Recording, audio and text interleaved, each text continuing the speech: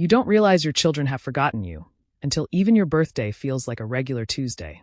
There's a strange kind of silence that settles in a house after the last child leaves. It's not the peaceful kind. No, this one lingers in the corners like dust, thick, stubborn, heavy. And after enough years, it becomes a second skin. My name is Margaret Walker. I'm 78 years old, and for the last 8, I've lived alone in the same house where I once raised 3 children. There's a dent in the kitchen table where James hit it with his science project. A faded pencil mark in the hallway still measures Rachel's height at age 12. Ethan's soccer cleats once sat near the door, always muddy. Now, just silence. And a ticking clock I can't seem to fix. Birthdays used to mean laughter, cake, noise. Last year, not a single call. Not even a message. This year, I lit a candle myself, stuck it into a slice of toast, and blew it out before the smoke alarm could protest. I don't tell anyone that part. Not even the neighbors I wave to from the window. Some things are too sad to say out loud. It was on a Wednesday, gray, humid, unremarkable, when it happened. I was watching reruns of some old British detective series. I wasn't paying much attention. I rarely do. The characters all blur together after a while. But then, there was a knock at the door. It startled me. No one knocks on my door. Deliveries are left at the gate. Solicitors gave up years ago. The knock came again. 3 gentle raps. Before I dive into my story, I want to know, where are you watching from today? And as you listen, let me know in the comments how this story makes you feel, or if you've ever experienced something similar. Your thoughts mean a lot to me, and I'd love to hear your perspective. I stood up slowly, my knees don't like surprises, and peeked through the curtain. There was a young woman outside. Late 20s maybe. Blonde ponytail, holding a clipboard. Her expression wasn't pushy. Just expectant. I opened the door just a crack. Yes. She smiled like someone who didn't know what kind of sadness lived behind front doors like mine. Hi there. My name's Lila Brooks. I work with the city's Elder Connection program. We check in on seniors in the neighborhood, just to see how you're doing. I blinked. I didn't request anything. You didn't have to, she said gently. It's just something we offer. May I sit with you for a bit? I hesitated. My mother always told me not to trust strangers. But Lila didn't feel like a stranger. She looked like someone's granddaughter. Maybe even mine, if things had turned out differently. I opened the door. Come in. Don't touch the table, it wobbles. She didn't ask many questions at first. Just sat, took in the room, and complimented the faded bookshelf. I offered her tea. She accepted. That surprised me. Most people my children's age don't even drink tea anymore. We sat there, sipping awkwardly. I wasn't used to sharing space anymore. My words felt rusted. She looked at me over the rim of her mug. Do you have anyone who visits regularly, Ms. Walker? Not really, I said. My children. They live far. Lila nodded, but not the kind of nod that dismissed. The kind that said, I hear you. She didn't pry. Instead, she asked if I liked books or puzzles or gardening. I told her I used to like all of those things. Now I mostly just keep things tidy. Her smile was soft. That's okay too. She stayed for 42 minutes. I counted. When she stood to leave, she asked if she could come back. Why would you? I asked. Because sometimes people need to be seen, she said. And because I think we could be friends. That word hit something in me. I hadn't heard it in years. Friend. I nodded. All right then. But no promises on the tea. She came again the next week. And the week after. She brought biscuits once. Another time, a photo of her dog, Charlie. I never had a pet, not even a goldfish, but I found myself smiling when she told me how he stole her laundry. We didn't talk much about me. Not yet. I wasn't ready. But I asked about her life. She told me her parents were gone, and she'd grown up in foster care. That explained her calm eyes. People who've known abandonment can see it in others. You're easy to talk to, she told me one afternoon. I'm not sure I remember how, I replied. Weeks passed. I started noticing how I'd tidy up before she came. I'd sit straighter, change the cushion covers, turn on the kettle before the doorbell rang.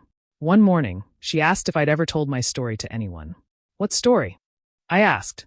Your life, your work, your children. You must have so much wisdom. I scoffed. Wisdom doesn't keep the phone from staying silent. She was quiet for a moment, then said, sometimes, the people who need to hear you the most don't realize it until someone else tells your story. I didn't understand what she meant yet. The next time she came, she brought a small recorder. I'm doing a project, she explained. We're collecting stories from elder women in the city. May I record yours? Just whatever you're comfortable with. I almost said no, but something in her expression made me say yes. We began that afternoon. She pressed record, and I said, My name is Margaret Walker. I was born in 1947. And for most of my life, I thought being a good mother would be enough to be remembered. Her eyes shimmered. Mine didn't. Not yet. Lila came every Thursday at exactly 3 p.m. I don't know how she always managed to arrive on time. Buses in this city are unpredictable, but she never missed a visit. Even on the day it poured like the sky had a grudge. You didn't have to come in this weather, I told her as she stood at my door, soaked shoulders and wet sneakers. She just smiled. You made tea, didn't you? I had. Earl Grey, my usual. In the early days of her visits, we sat in what I used to call the good room. It was the room guests once filled, birthdays, anniversaries, even the occasional piano recital Rachel would stubbornly insist upon, despite having no rhythm. Now it sat perfectly still like a museum. We spoke softly at first. About safe things. Her favorite flowers, my least favorite neighbor, Mrs. Leary and her yapping dog, the best biscuit brand. But something strange happened around her. I didn't feel the need to pretend. One afternoon, I told her about the rose bush out back. It used to bloom red so deep it almost looked black in the right light, I said. Does it still? She asked. I looked out the kitchen window. The bush was now just thorns and regret. No, I said. It died 2 winters ago. No one pruned it. She didn't say anything for a moment. Then, do you want to try again? I could bring gloves. It was such a simple offer. Not charity. Not pity. Just presents. That Saturday, she came with gardening gloves and a small bag of rose fertilizer. We worked together in the garden. Well, she worked. I supervised, occasionally handing her tools and complaining about the state of the soil. I think it misses being cared for, she said. I know the feeling, I muttered. She looked up, dirt on her cheek. Me too. That was the first time we said something real. Another Thursday, I told her I had trouble sleeping. Is it the silence? She asked. No, it's the memories. She didn't pry. She just sat beside me on the couch while I stared at the TV without watching it. At some point, I fell asleep. When I woke up, she was still there, reading a book with her feet curled up under her like she lived there. I didn't want to leave you alone, she said.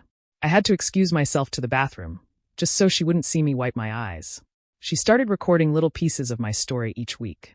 Nothing formal. Just fragments. Tell me about the first time you taught, she'd say. Or, what did James love most as a child? The memories came slowly, like old film reels, some scratched, some vibrant. She asked gently. She listened better than anyone I'd ever met. And not once did she make it about her. I told her how I taught English to 6th graders for 27 years. How Rachel wanted to be a singer before she married young and moved to Arizona. How Ethan once gave me a macaroni necklace and cried when I tried to wear it to work. Lila laughed so hard at that. She said, I'd have made you a whole pasta jewelry set if I'd had a teacher like you. I started cooking again. Just little things, soup, cookies, things I hadn't made since the kids stopped coming. She noticed. I think you're remembering who you are, she said one day. I looked at her. Who I was? No, she insisted, smiling. Who you are. The world just forgot to ask. It was maybe the 7th or 8th visit when I laughed for the first time in years. Not a polite chuckle. A full laugh. We were in the kitchen. I was trying to explain why I never trusted microwaves. They confuse me. You put in cold soup, and it comes out hot in the middle and still frozen at the edges. Lila, pouring tea, said, kind of like people. I blinked. What? Some parts heal. Some stay frozen. And you don't know which until someone stirs it. I burst out laughing. It was such a ridiculous metaphor, and yet somehow true. The sound echoed through the room, and she froze. Was that the first time you've laughed here? She asked. I nodded. She smiled softly. Good. We'll keep going. One afternoon, she brought her laptop. She looked nervous. I've been thinking, she said, placing it on the coffee table. There are so many people who never get to tell their story. I think yours could matter. It doesn't, I said too quickly. It does, she replied firmly. If you'll let me, I'd like to share some of what you've told me. Just a small post. On my page. Nothing personal, just the heart of it. I hesitated. Would they know it's me? I asked. Only if you want them to. I stared at the laptop. At her. All right, I said. Let's give them something to read. She typed as I spoke. She was a teacher, a mother, a fierce believer in handwritten thank you notes. And now, she drinks tea alone, wondering if silence has an echo. That's how she started the post. It went live that night. I didn't think much of it. Didn't even have the internet on my phone. But the next day, she came back with eyes wide. It's going viral, she said breathlessly. Viral?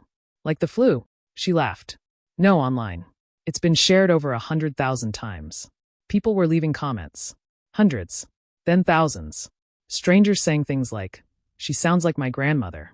I wish I had a teacher like her. Can we send her letters? Lila showed me some of them on her screen. I didn't know how to respond. I just said, why would they care? Because, she whispered, you matter.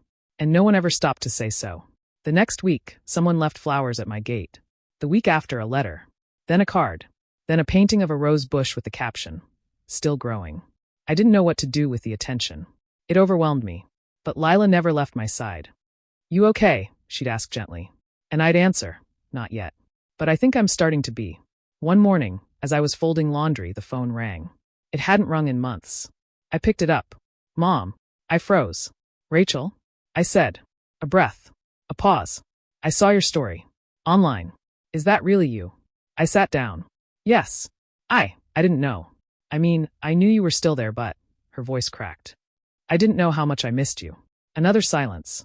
Would it be all right if we came by? Just to talk. I didn't answer right away. Instead, I looked out at the garden. The rose bush had new green at the base. Small. Fragile. But alive. And behind me, Lila stood quietly. Waiting. They say the internet is for the young, for the fast, for the noisy. But somehow, in a little house tucked behind overgrown hedges and a creaking garden gate, a 78-year-old woman had gone. Viral. I didn't even know what that meant at first. I thought Lila was exaggerating. Until she showed me the numbers. 600,000 views. 90,000 shares. Countless messages from strangers. People in Chicago, Dublin, Sao Paulo, Cape Town. People I had never met, saying things like, I cried reading about her. She reminds me of my Nana. How could her children just forget? I wasn't sure whether to feel seen or exposed. Is it too much? Lila asked me gently.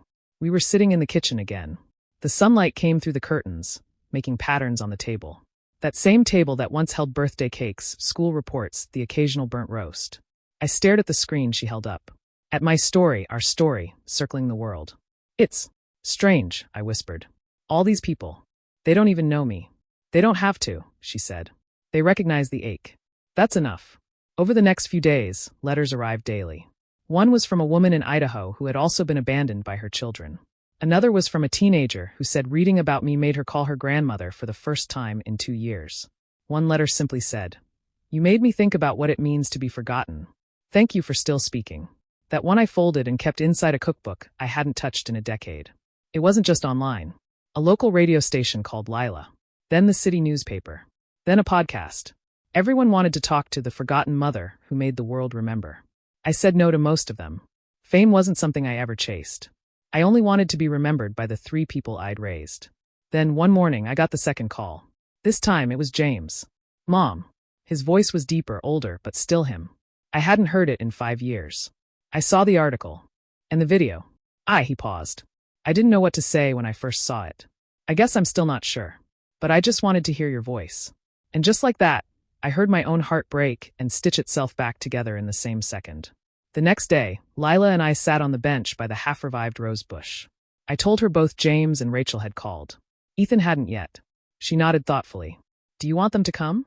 I don't know, I admitted. Part of me does. Part of me wants to lock the door and pretend they never existed. She didn't judge me for that. You don't have to decide now, she said.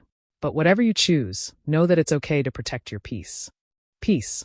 That was a new word in my vocabulary. I liked the way it sounded. 3 days later, they showed up. Rachel first. She stood at my gate, holding a box of pastries and looking 10 years older than the last time I'd seen her. Her eyes were swollen from crying, but her voice was small. Hi, Mom. I opened the door but didn't step outside. You came. She nodded quickly. I wasn't sure if I should. But after everything online, after what people said, I realized how far I'd let things go. I'm sorry. She reached out the box like a peace offering. I didn't take it. I don't need sugar, I said quietly. I need the truth. She blinked. Then, I was ashamed. After Dad passed, I didn't know how to be around you. You looked like him.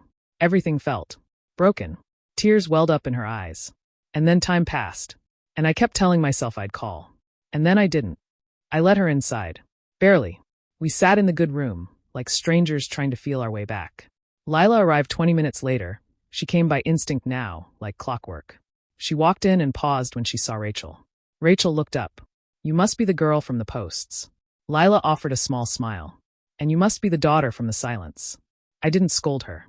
She said what I was thinking. James came the next day. He brought a photo album, as if it would fix things. I kept it, he said, laying it on the table. I thought you'd want it back. I opened it. There we were, summer vacations, school plays, backyard camping. But I felt nothing. Just old paper and faces I didn't recognize anymore. I used to think being a good mother meant you'd always be loved, I said, flipping pages. James looked like he'd been slapped. I was overwhelmed, he said. And selfish. And afraid. And maybe I didn't know how to love you in the way you needed. We talked. For hours. We cried too. But there was a distance in me that I didn't know how to close. Not yet. Not fully. Lila sat quietly through it all. She didn't interrupt. She didn't insert herself. But I noticed, every time I faltered, she reached for my hand under the table. Just once, I caught Rachel watching. Something changed in her expression. A hint of jealousy. Or maybe guilt. Ethan never called. Not once. But I'd stopped waiting by then. Because the strangest thing had begun to happen. People started stopping by the house, not strangers anymore, but neighbors I hadn't spoken to in years. Ms. Walker, one of them said, I read about you. I had no idea you were still here. Another brought a bouquet of yellow tulips. Someone else left a card that said, Thank you for being brave enough to speak. Brave. I hadn't felt brave in decades. Lila suggested we host a small gathering. Not a party, she insisted, but a celebration. Of stories. Of healing. Of you. We printed out a few of the letters and framed them. We displayed some old photos. We lit candles for the people we'd both lost. That night, I stood in front of 20 people, some friends, some strangers, some healing, and told them a piece of my truth. I spent so many years feeling invisible, I said. But one knock on the door reminded me, the right person will always see you, even when the rest of the world forgets. Rachel cried again. James stayed quiet. Ethan remained a shadow. But Lila? She stood behind me like a daughter would. No, like a friend. Stronger than blood. Softer than memory. And as I looked around the room, I realized my story had traveled further than I ever did. And for the first time in years, that didn't feel like a tragedy. It felt like a triumph. They arrived like ghosts. Familiar shapes, uncertain steps. My children, 2 of them, at least, crossed the threshold of a house they used to run through barefoot, now walking like they were stepping onto sacred ground. James wore a suit, too formal for a visit. Rachel clutched a box of tea I hadn't asked for. They brought nothing else but eyes full of guilt. Ethan didn't come. And honestly, I no longer expected him to. We sat at the dining table. Not the good room. That felt too nostalgic, too dishonest. James cleared his throat first. We wanted to come earlier, he said. But we didn't know if we should. You could have just asked, I replied. He winced. Rachel stared at her hands. Mom, we didn't mean to hurt you. We were just lost. After Dad passed, everything felt upside down. I kept my voice steady. You weren't lost. You were absent. That's not the same thing. They didn't expect that. James opened his mouth to protest but closed it again. Silence fell. The kind that's heavier than shouting. The kind that stretches between people like a bridge you're too afraid to cross. I kept waiting, I said. For a birthday call. A holiday visit. Even a postcard. Something to say I still mattered to the people I gave my life to. Rachel whispered. You did. You do. I looked her in the eyes. No, Rachel. You waited until strangers knew my pain before you remembered my name. She started to cry. And for the first time, I didn't rush to comfort her. It wasn't cruelty. It was clarity. I'd spent too many years softening every blow, brushing pain under the rug, so they wouldn't feel guilt. But this time, I let the silence do its work. Lila arrived halfway through the visit. She paused in the doorway when she saw them. But I waved her in. Rachel glanced at her, then at me. She's been here often? Every Thursday, I said. Rain or shine. Just to check if I was still breathing. James frowned. Is she a social worker or something? She was. Now she's more than that. I didn't elaborate. I didn't need to. We sat in a strange arrangement. My past on one side, my present on the other. And for the first time in my life, I chose not to mediate between them. I'm not angry, I told them. Not anymore. Anger takes energy I no longer have. But I am disappointed. Deeply. Repeatedly. Rachel looked down. I don't expect forgiveness.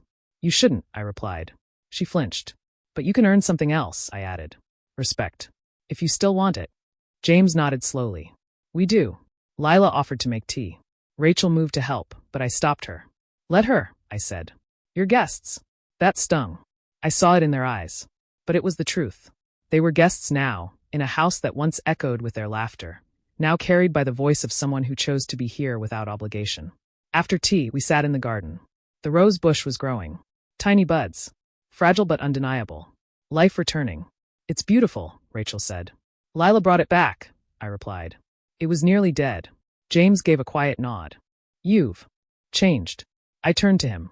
No, I've remembered who I was before silence settled in. They stayed for 2 hours. When they left, they hugged me like it meant something. I didn't hug them back the way I used to. I didn't whisper I love you or press things into their hands like leftovers.